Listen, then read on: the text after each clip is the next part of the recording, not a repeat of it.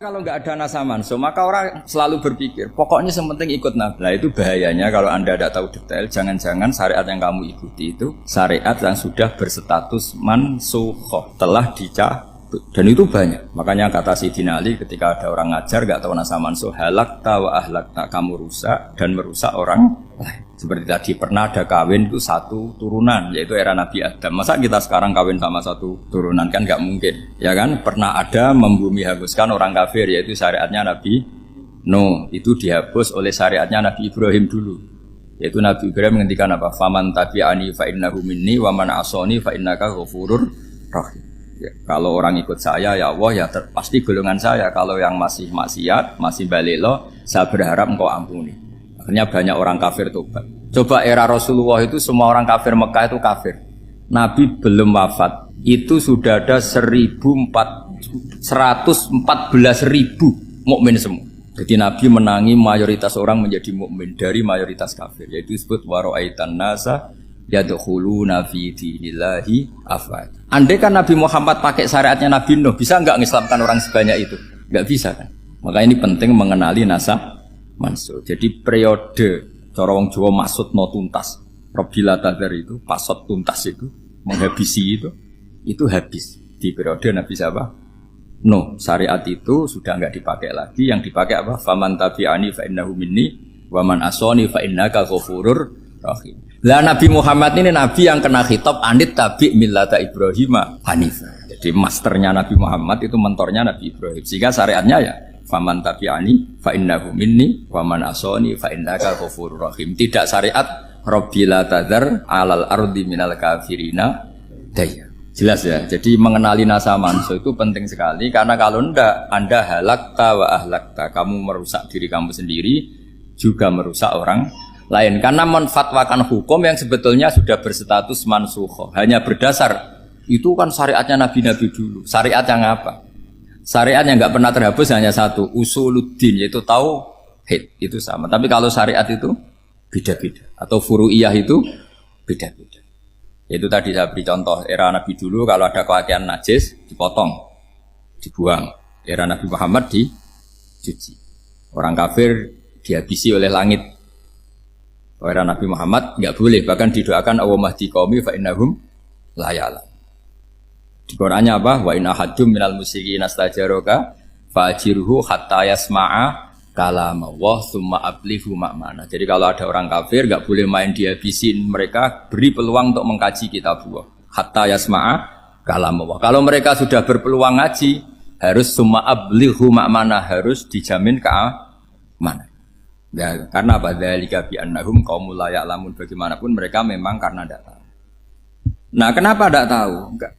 Karena tadi mereka tertutup oleh kultur yang beratus-ratus tahun. Mbah-mbahnya mereka menyembah batu, menyembah berhala.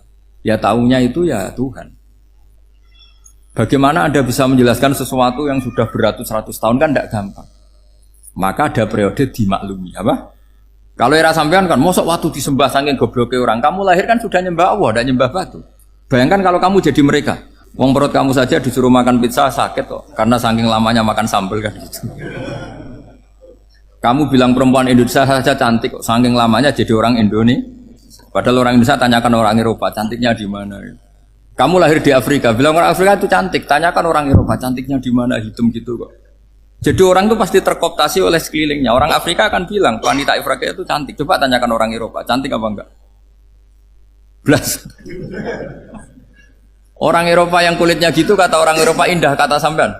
Koyok anaknya kebo katanya udah jadi. Jadi orang itu akan terkooptasi oleh sekelilingnya. Bayangkan kalau semua orang nyembah berhala terus kamu ndak, alasan kamu apa? Kan menentang mayoritas. Dan itu berat. Maka dimaklumi oleh Allah, dzalika bi annahum qaumul la ya'lamun fi manah panyeruarah. Nah, pemakluman ini yang mulai sekarang terkikis. Orang main pukul saja enggak mau ngaji. Enggak mau ngaji Quran secara kafah. Jadi fatwanya Islam kafah tapi ngajinya Quran enggak kafah. Ngambil 1-2 potongan ayat dipakai dalil. Jadi Islamnya inginnya kafah tapi ngajinya Quran enggak. Kalau kafah ya hafal 30 juz itu. Kalau mau ya, kalau mau kafah ya hafal berapa? 30. Makanya saya sering bilang, saya sering dinasihati orang karena belum tahu saya ini hafal Quran. Bapak harusnya Islam itu kafah. Kata saya ya dimulai dari konsep Islam itu kafah dulu apa ya, hafal Quran secara kafah. Jadi ini penting saya utarakan. Bahaya sekali orang mengenali Islam tanpa mengenali nasakh mansukh. Karena beberapa syariat Nabi sebelum kita itu berstatus mansukh. Terus contoh berikutnya, ini nasakh mansukh antar Nabi apa khusus internal Nabi? Antar Nabi aja agak selesai nih sampai subuh aja agak selesai. Contoh yang paling keren mungkin cowok semua senang. Nabi Dawud dulu istrinya berapa? 99. Nah itu kalau masih halal itu kan berarti jenengan tuh punya istri berapa? Wah itu kan ngeri betul. Punya satu aja repotnya gitu apalagi berapa? Punya 99. Terus kamu bilang gini, ini kan syariatnya Nabi Dawud, Nabi kan bisa diikuti. Pernah ada periode di mana seperti itu boleh. Jadi makanya mau tidak mau mengenali nasakh mansukh itu harus. Kalau ndak ya kamu masih berkeyakinan boleh beristri berapa?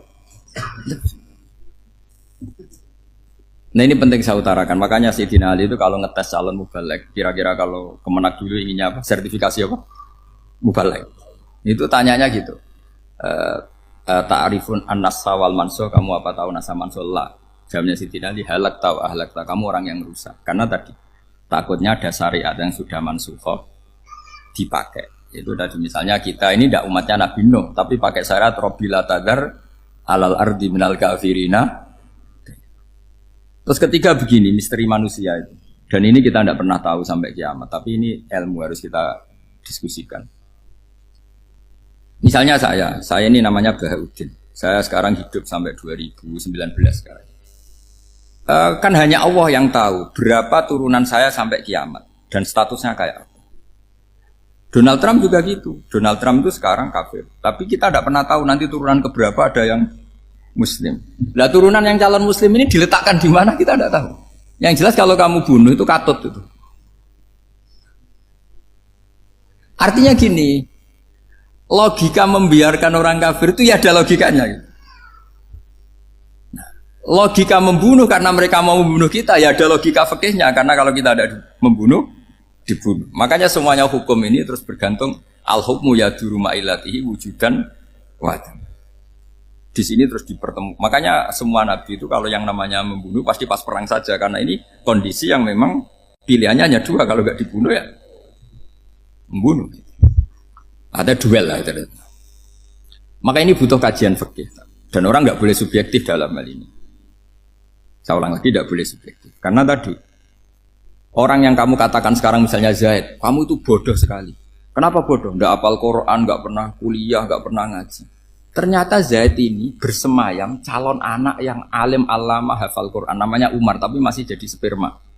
Suatu saat Zaid itu punya anak alim alama, kan banyak orang nggak bisa baca Quran punya anak hafid, banyak nggak di Indonesia? Banyak nggak petani yang punya anak dekan? Petani punya anak dekan, yang dekan punya anak naik kelas saja susahnya bukan main. Banyak kan?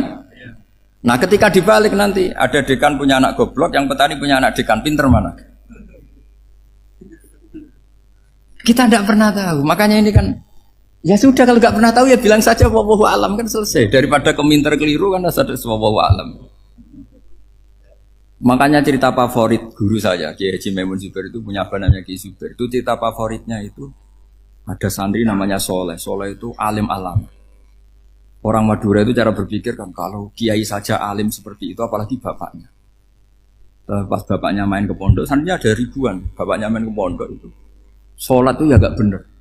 Gak sesuai sunnah Rasul lah kira-kira gitu. Sudah sholat itu gak bener apa-apa gak bener. Masih ditakwil sama santri Madura karena orang Madura itu kultus. Mungkin khilaf. Khilaf itu satu khusus, pokoknya perlakuan khusus. Suatu saat saking bodohnya orang itu kenceng tuh pinggir musola. Wah ini nggak bisa ditakwil lagi, akhirnya nggak bisa ditakwil tuh nggak. Wah ini sudah nggak bener ini, nggak bener. Singkat cerita santri tadi nggak kuat matur ke kiainya, Pak Yai, jenengan sealim itu kok bapaknya segoblok itu. Kenapa? Ya, dia kencing pinggir musola. Oh bapak saya itu pinter sekali. Kok bisa? Karena beliau yang memutuskan saya mondok sampai saya jadi alim alama seperti ini. Yang bodoh itu mbah saya. Bodoh itu mbah saya kan. Artinya gini, sekarang misalnya Anda dekan, atau Anda rektor, atau Anda profesor, atau Anda kiai top, mubalek kondang. Anda mubalek kondang terus punya anak, gobloknya bukan main. Atau apalagi anaknya ketangkep KPK. Yang satu anaknya orang bodoh jadi dekan. Kalau kompetisi ini pinter mana? Ada ahli metodologi, tapi anaknya itu terlibat narkoba. Yang ini petani utun, anaknya dekan. Kira-kira kalau dikompetisikan pinter mana? Anaknya pinter petani tadi gitu. Yang ketika petani kamu vonis bodoh gitu. Tapi siapa tahu kalau ini menyimpan calon. Paham ya? Kita tidak pernah tahu. Makanya Quran selalu ngajari dalam ilmu sosial itu wa in adri la'allahu fitnatul lakum wa mata'un ila. Dalam ilmu sosial itu kita harus jawab tidak tahu. Karena mungkin. Makanya saya tadi pagi ngaji di direktorat saya bilang, saya pernah diprotes orang, Gus kamu udah jelas 01 atau 02. Ya saya jawab gitu. Manusia itu makhluk yang paling gak jelas gitu. Sekarang soleh suatu saat bisa saja gak soleh. Yang sedang gak soleh suatu saat soleh. Sesuatu yang mungkin rubah kok kamu fanatik itu gimana? Nalarnya itu gimana? Coba kita tahu dulu Wahsy itu pembunuh Hamzah, akhirnya mati mukmin ya enggak? Padahal orang yang sangat dibenci Rasulullah karena membunuh Sayyid siapa? Hamzah. Sa'labah yang tukang itikaf di masjid akhirnya su'ul. Kita tidak pernah.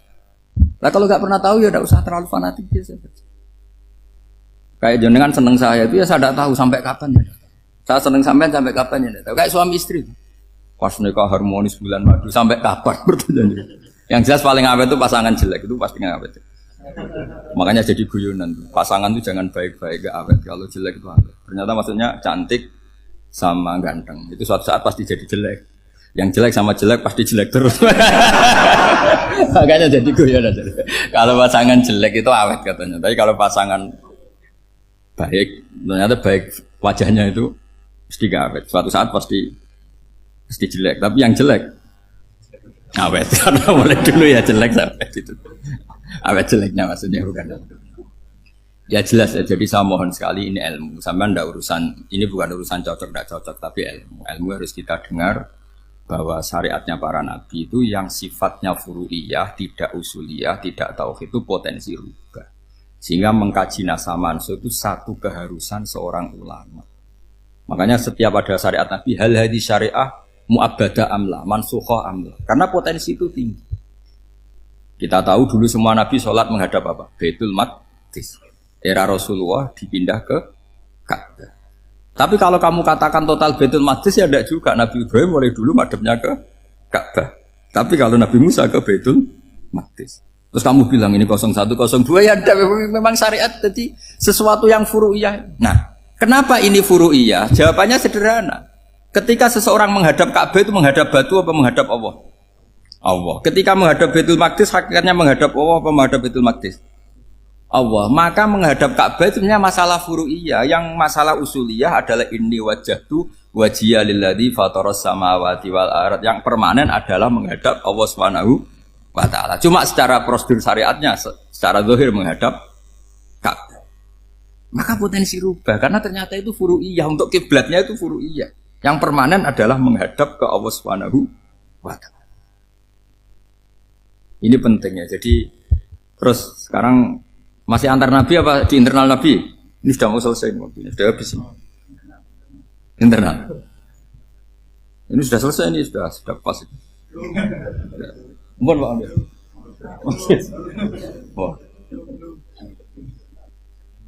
Jam ini sudah. Sampai mana tadi? Diteruskan apa enggak? Sudah ya, sudah kayaknya sudah. Biar kelihatan cerdas. Sekali pertemuan sudah pinter gitu. Berapa? Setengah jam sudah pinter gitu. Yang internal nabi apa antar nabi? Internal ya, sudah sekarang ke internal. Kalau internal lebih banyak lagi contohnya. Yang masyhur tentu masalah Baitul Maqdis. Dulu Rasulullah pernah sholat menghadap Baitul Maqdis 16 bulan. Berapa? 16 bulan. Kila 17. Pokoknya khilafnya hanya 16 dan 17. Kalau ada bilang 10 bulan berarti gak pernah ngaji khilafnya. Karena khilafnya itu hanya 17 sama 16. Akhirnya sama Allah diminta disuruh menghadap ke Ka'bah. Saya ulang lagi, itu tetap masalah antar nabi sebetulnya. begini. Makom itu kalau dalam bahasa Arab bukan kuburan. Kalau di Indonesia kan makomnya Sunan Bonang itu kan kuburan. Kalau makom dalam bahasa Arab itu sesuatu yang pernah dipakai singgah itu namanya apa? Makom. Lalu Rasulullah itu pertama di Medina itu madhep Baitul Maqdis itu 16 bulan. Orang Yahudi senangnya bukan main. Sampai mereka bilang gini, Muhammad tuh gaya-gaya nantok punya agama baru. Tapi kiblatnya ikut kita. Baguslah anak itu katanya. Masih tahu diri katanya. Bagus katanya itu masih tahu diri. Jadi senangnya bukan main orang Yahudi. Karena kiblatnya Muhammad sama dengan mereka. Ya tentu mereka jangkar Muhammad, bukan Sayyidina Muhammad atau Rasul Muhammad karena mereka masih gak iman. Nabi itu ya agak tersiksa karena beliau secara gen turunan Nabi Ibrahim dan kiblatnya Ibrahim itu Ka'bah. Agak tersiksa tapi sami'na wa ata'na tetap madhab ke Baitul Maqdis berapa?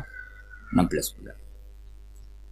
Suatu saat Nabi Muhammad itu disuruh madhab Ka'bah. Ini dengerin. Akhirnya madhab ke Ka'bah. Apa yang terjadi? Orang Yahudi komentar gini, Muhammad itu gimana? Dia di perantauan, rindu sama keluarganya. Terus rindunya itu diaplikasikan jadi perilaku agama. Jadi dia madhab Ka'bah, dianggap kangen. Kayak saya kan orang Rembang. Rembang itu apanya Jogja? Timurnya apa? Nggak, Jakarta itu mana Jakarta itu? Barat sana ya? Ibaratnya saya orang Jakarta, terus merantau di Jogja. Dulu kiblatnya itu menghadap ke timur. Terus ketika madhab ke barat kata sampean, wah itu padune kangen apa? Keluarga. Juga kurang ajar orang Yahudi. Jadi orang Yahudi itu memang paling pinter bully. Makanya kalau sampean tukang bully itu ya agak-agak ya enggak.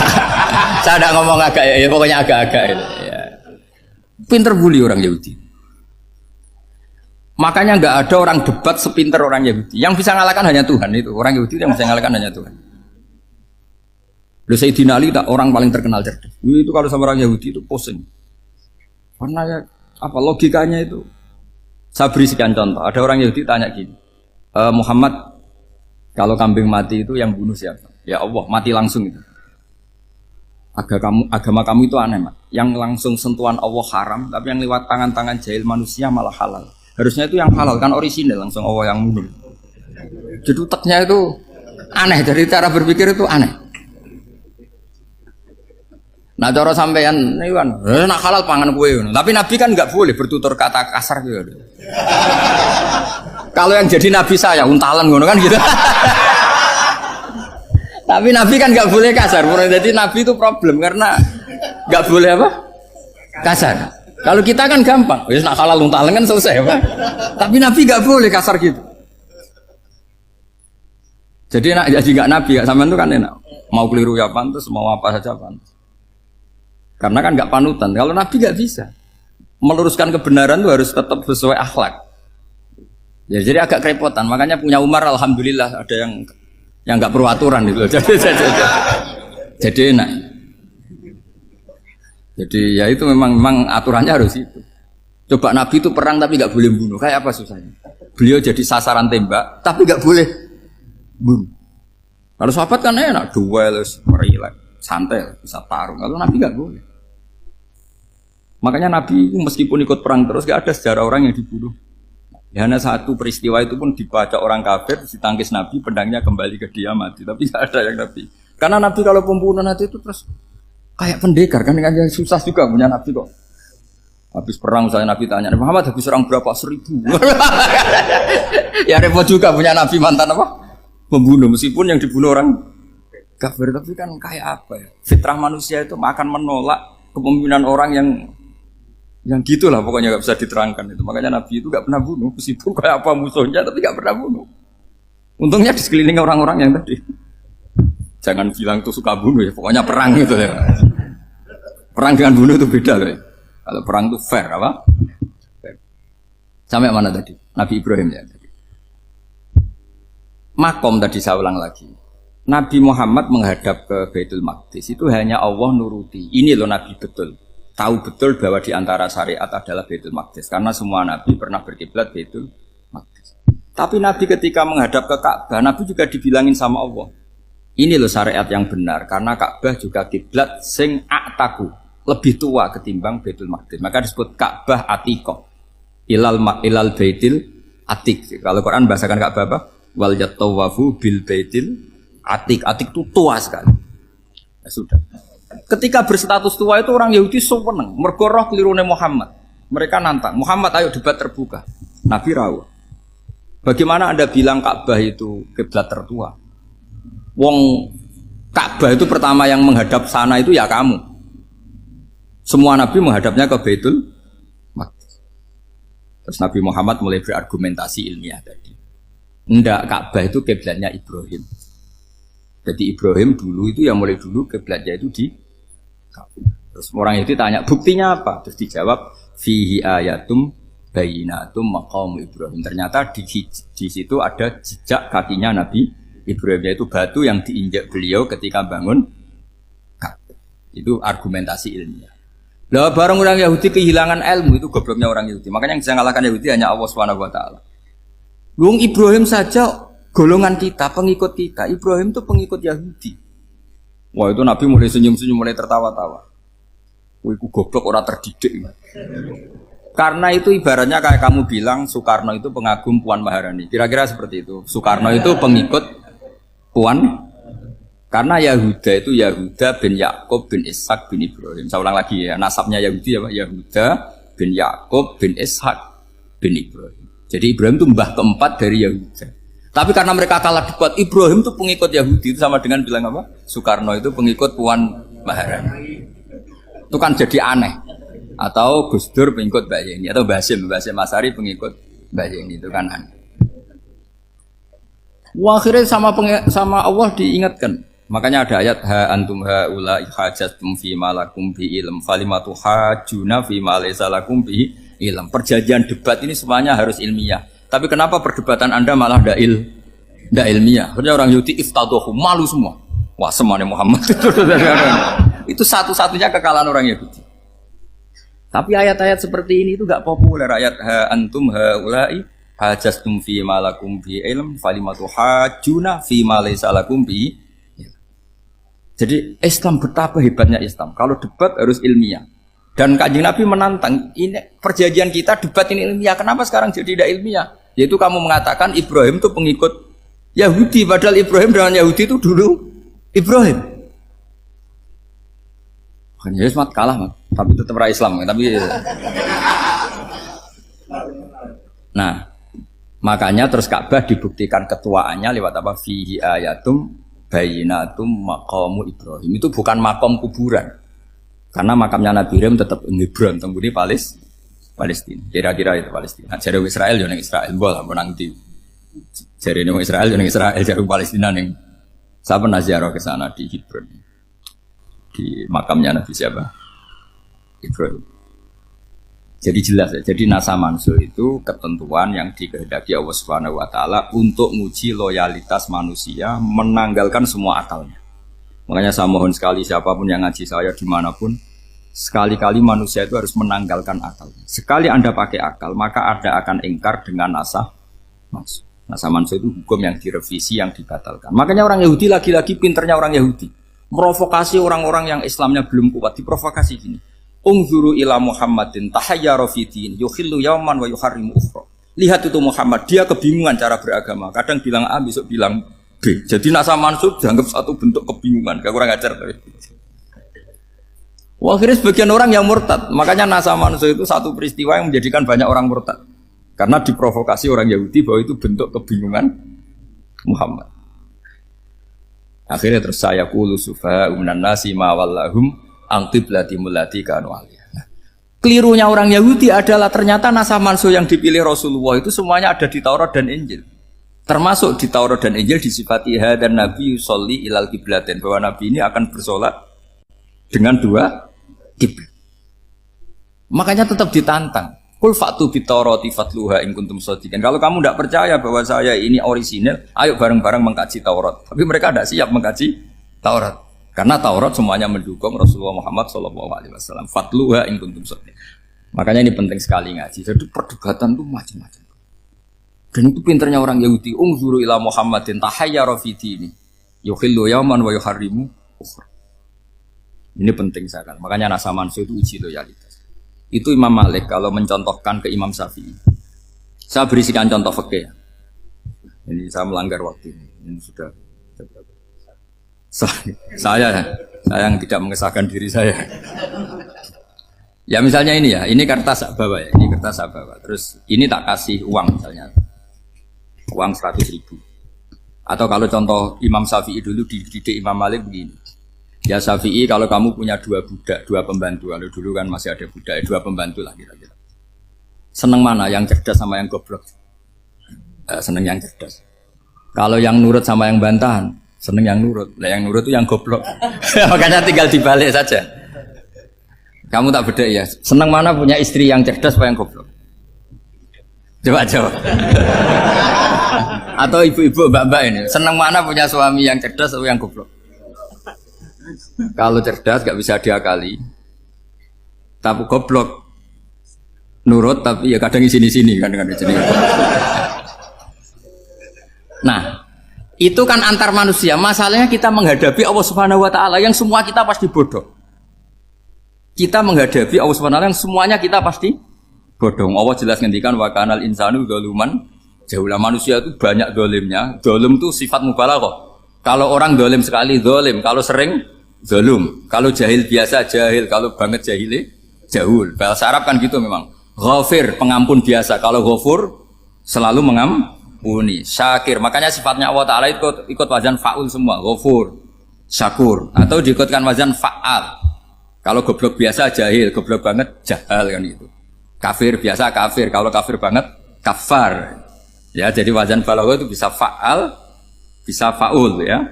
Kafirin, kafar atau kafur. Paham ya? Malah ngaji nahwu. Ya, tapi ini memang perangkatnya ya. Ini kan perang mau tidak mau. Makanya misalnya Allah tidak suka kulla kafarin banget kafir ya, Pak? Paham ya? Kulla khawanin banget khianate. Kalau khain khianat biasa, kalau khawan sering khianat. Nah, manusia itu kata Allah apa? Zaluman.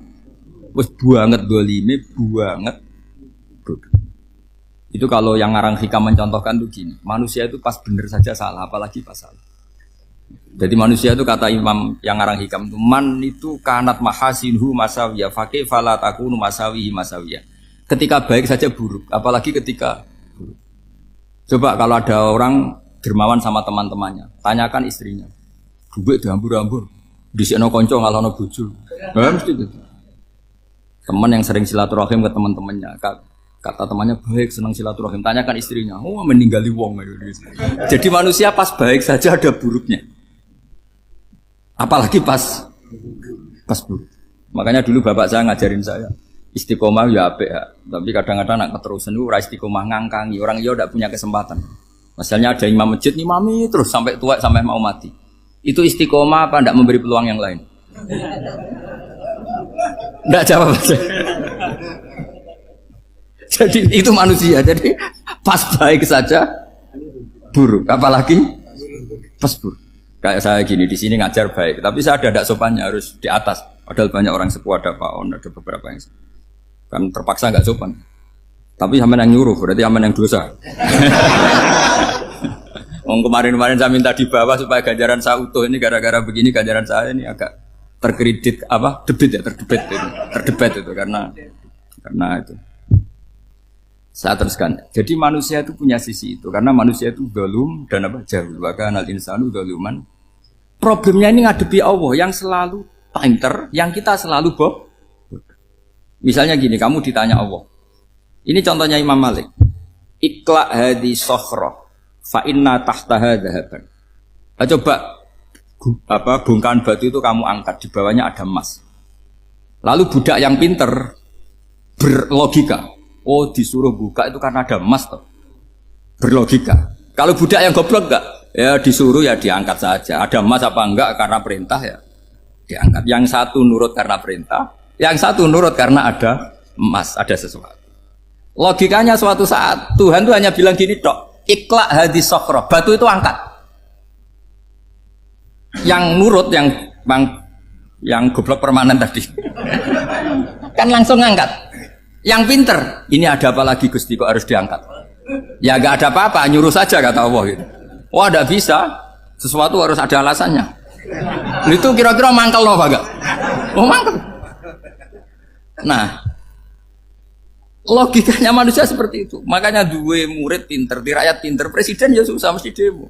Goblok ya susah di sini uang. Ini kan nggak ada pilihan. Memang manusia itu nggak ada pilihan. Nah sekarang masalahnya gini di fikih ini saya kembali lagi ke fikih. Pertanyaannya secara fikih begini. Misalnya iddah. Iddah itu seorang perempuan ditinggal mati suaminya atau ditinggal atau cerai. Itu kan ada namanya apa? Iddah. Iddah itu memastikan apa tujuannya? Memastikan rahim itu steril dari mani atau sperma zaut awal. Supaya nanti kalau dinikah orang lain tidak terjadi ikhtilatul nasab. Oke, berarti iddah kita beri argumentasi secara ilmiah li baro'atir rohmi. Jadi misalnya Zaid menceraikan istrinya Sri dalam keadaan masih bisa haid. Iddahnya 3 kali masa suci. Wal mutallaqatu yatarabbasna bi anfusina salah satu guru. Lalu karena secara teori medis kalau haid berarti bukti tidak hamil. Apalagi kalau haidnya terulang-ulang sampai 3 kali pasti tidak hamil. Jika kalau nanti dinikahi orang lain pasti kalau ada anak ya anaknya zaud sani atau zaud kedua. Berarti alasan iddah li baro'atir rohmi. Oke, kita sok pinter, sok bijak. Pertanyaannya adalah, sekarang sudah baru 1 bulan, suaminya di Malaysia, nggak pernah ngumpuli. Dicek di medis juga berbukti tidak hamil. Apakah boleh tanpa iddah? Semua ulama mengatakan tidak boleh. Tapi ini kan rahimnya jelas bersih. Ya karena iddah itu nuruti perintah pangeran, pokoknya tetap iddah. 3 kali masa suci. 3 kali masa suci atau masa haid. Itu ada perdebatan ulama. Tapi kan ini terbukti bersih, Gus. Meskipun terbukti bersih, kata Allah harus iddah 3 bulan atau berapa? Kira-kira 3 bulan, 4 bulan, ya tetap harus iddah. Kowe milih mana? Sok pinter. Gusti, berhubung ini. Pangeran mbok terangno gitu. Berhubung. Jadi Tuhan apa mbok wari? Berhubung Gusti. Ini jelas steril dari sperma zaut awal. Enggak usah iddah, Gusti. Sama aja kamu disuruh majikan kamu ikhla hadis sakhra, berhubung nggak ada apa-apa, nggak usah ya. Kira-kira mangkel nondak budak yang seperti itu. Mangkel. Maka dibutuhkan kebodohan dalam beragama. Betul itu memang. Makanya Nabi itu unik, pernah bilang itu gini, aksaru ahlil jannah al-buhu, aki-aki penduduk swarga itu al-buhu wong goblok-goblok. Maksudnya goblok yang jenis ini, bukan goblok betulan maksudnya. Maksudnya goblok jenis ini itu ya tetap pinter, tapi pinternya dibuang pura-pura goblok demi sami'na. Jadi saya misalnya kok pinter dan goblok tadi sekaligus, pinter dan goblok. Ya bah, ikhla hadis sakhra fa inna tahta hadaban. Tak angkat karena saya tahu di bawah ada emas. Tapi di hati saya sajane ya mergo perintah. Suatu saat kok disuruh Allah ikhla hadis sakhra, perintah ya tak angkat ya sudah. Jadi ya pinter ya goblok. Saya tahu namanya perintahnya Allah pasti ada hikmahnya. Hikmahnya iddah adalah li baro'atir rohmi. Tapi hikmahnya jadi kawula adalah nurut perintah Allah, cek tahu alasannya maupun tidak. Lah di sini ada illatul hukmi untuk membangun kecerdasan, tapi ada loyalitas untuk membangun ubudi. Ya, bahwa kita ini kawula roh tetap loyal. Makanya tadi pagi saya cerita Sayyidina Umar. Sayyidina Umar kayak apa cerdasnya? Tapi tetap ubudi ya. Yaitu Rasulullah SAW sering dibully orang kafir. Muhammad tuh gaya-gaya nantok. Wong ra oleh nyembah berhala, ra oleh nyembah watu, jebule dekne nyembah Hajar Aswad. Karena dilihat dari jauh kan tetap nyium Hajar Aswad. Coba kalau kamu lihat dari jauh, kamu sujud dari jauh kan kayak sujud sama batu. Makanya Sayyidina Umar karena orang kafir masih cara berpikir gitu, tiap nyium Hajar Aswad itu komentar gedumel. Alim tu annaka hajarun la tadurru wa la tanfa. Walau la anni ra'aitu Rasulullah qabbalaka ma qabbal. Aku roh nak watu ya ora mandoroti ora manfaati. Kalau saja saya tidak melihat Nabi nyium kamu, saya tidak sudi nyium kamu.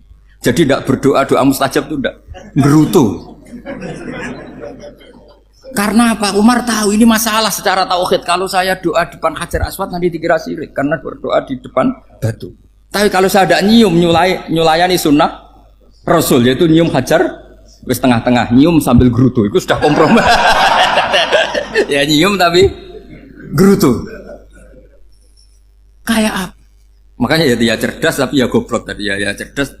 Itu uniknya Rasulullah. Jadi muji orang pintar ya sudah langit. Tapi Nabi pernah dalam satu hadis mengatakan aksaru ahlil jannah al-bulbu. Aki-aki penduduk swarga itu orang bodoh. Artinya orang bodoh itu bukan bodoh betulan. Kan? Dia meninggalkan akalnya demi loyalitas ubudi. Untuk menutup itu bukti begini. Perang Badar itu perang yang nggak mungkin dimenangkan umat Islam karena orang kafir itu 1000 dengan pasukan full dengan peralatan perang full. Rasulullah itu tahun kedua Hijriah itu pasukannya hanya 313. Itu pun pedang itu untuk orang 5 itu hanya ada pedang 1. Jadi kalau mau dibaca orang, sih kamu nyileh pedangnya aku. Itu kan nggak kebayang perang dalam keadaan seperti itu. Jadi mesti kalah, orang kok mungkin kalah, mesti. Tapi Nabi tetap bilang, saya ini disuruh Allah perang, ya harus berangkat. Yaitu perang Badar. Kata para sahabat, ya Rasulullah ini nggak masuk akal, sudah nggak usah perang, ini nggak masuk akal, mau setor nyawa. Sudah gitu dadaan, nggak ada persiapan. Lucunya apa? Sahabat itu ketika Nabi tetap berangkat. La akhrujanna walau waqti. Nabi menginginkan saya tetap berangkat meskipun sendi. Setelah Nabi berangkat sekian meter, tuh sahabat ikut semua. Kata Nabi, lah kamu kok ikut? Ya ikut saja. Kata kamu mesti kalah. Ya anggap saja setor nyawa. Demi loyalitas pada jenengan. Itu makanya nggak ada periode sebaik periode sahabat. Tapi yang gerutunya jalan. Karena gerutu ini bawaan ilmiah. Makanya kita loyal sama presiden. Tapi yang nggak cocok ya gerutunya jalan. Tapi bawaan mencintai Indonesia tetap jaga stabilitas. Itu bawaan cinta Indonesia, bukan cinta pejabatnya kadang. Gerutunya jalan, tapi bawaan loyal sama Indonesia tetap mengaku. Bawaan loyal sama Rasulullah tetap ikut perang, bawaan akal karena nggak masuk akal ya gerutu. Dan itu uniknya Quran itu mengapresiasi itu dan dianggap nggak masalah. Saya bacakan ayatnya. Kama akhrajaka rabbuka min baitika bil haqq wa inna fariqam minal mu'minina lakarihun yujadilunaka fil haqqi ba'dama tabayyana ka'annama yusaquna ilal mauti wa hum yanzurun. Peristiwa Badar ada peristiwa kamu itu keluar untuk perang. Sahabat kamu ngikuti, tapi mereka lakarihun, enggak senang sebetulnya. Karena enggak masuk akal. Ya geremeng tapi ya derek.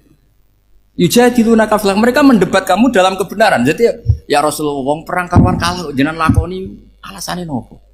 Lah kok melok? Ya saya harus ikut jenengan kan jenengan Nabi. Itu unik. Kalau orang sekarang mana mau, kalau gak masuk akal gak mau melakukan. Coba misalnya istri kamu belajarnya dikurangi. Anggap saja petualangan latihan hidup di masa lalu. Gak mau. Padahal petualangan itu hal yang indah. Petualangan itu kan hal yang indah, kan gak mau. Oh ngirit aja alasan.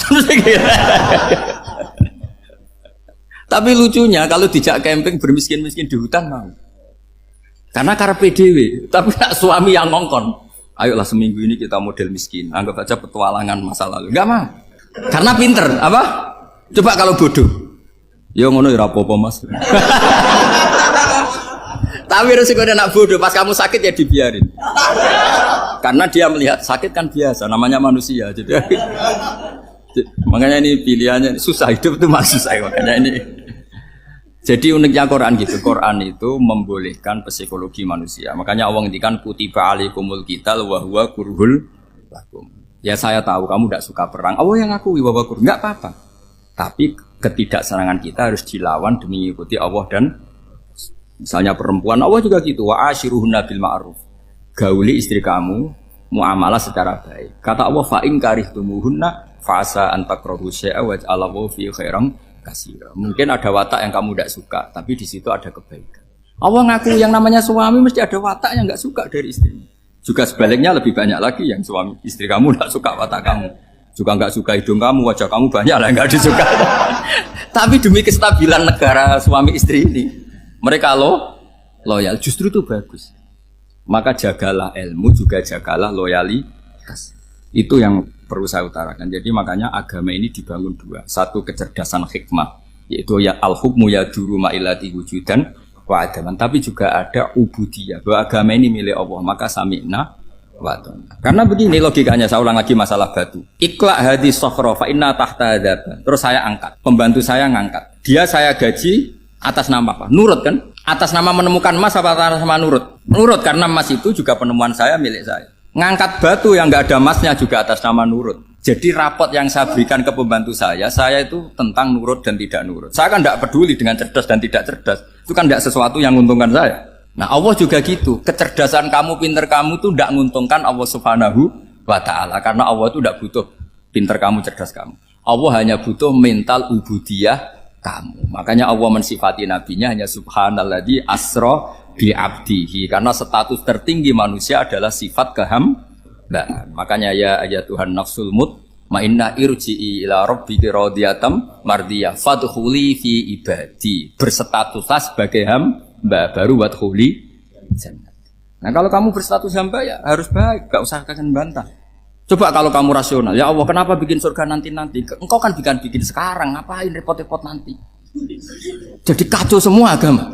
Makanya yang perlu didahulukan adalah status ya Tuhan nafsul mutmainnah irji'i ila rabbiki radiyatan mardiyah fadkhuli fi ibadi. Masuklah berstatus sebagai hamba saya. Khasnya hamba tadi, ya cerdas karena semua yang diperintahkan Allah pasti ada hikmahnya. Tapi kecerdasan ini kadang kita tinggalkan demi loyalitas ubudiyah.